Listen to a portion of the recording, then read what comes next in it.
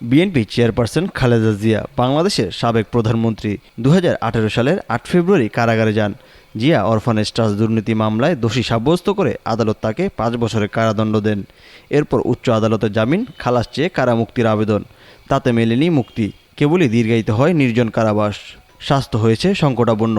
অবশেষে করোনাকালের শুরুতে তৎকালীন প্রধানমন্ত্রী শেখ হাসিনা নির্বাহী ক্ষমতায় সাজা স্থগিত করে খালেদা জিয়াকে পরিবারের জিম্মায় মুক্তি দেন 2020 সালের 25শে মার্চ।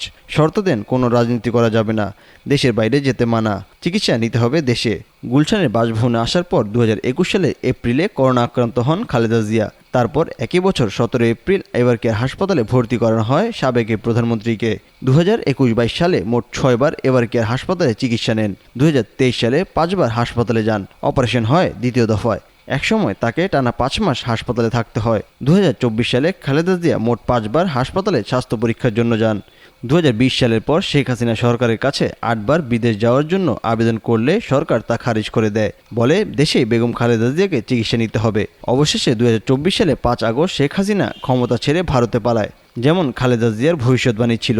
এরপর অন্তর্বর্তী সরকারের সময়ে রাষ্ট্রপতি শাহাবুদ্দিন খালেদা জিয়ার সাজা বাতিল করে। হাসিনা সরকারের পতনের 5 মাস পর অবশেষে উন্নত চিকিৎসার জন্য বিদেশের পথে খালেদা জিয়া।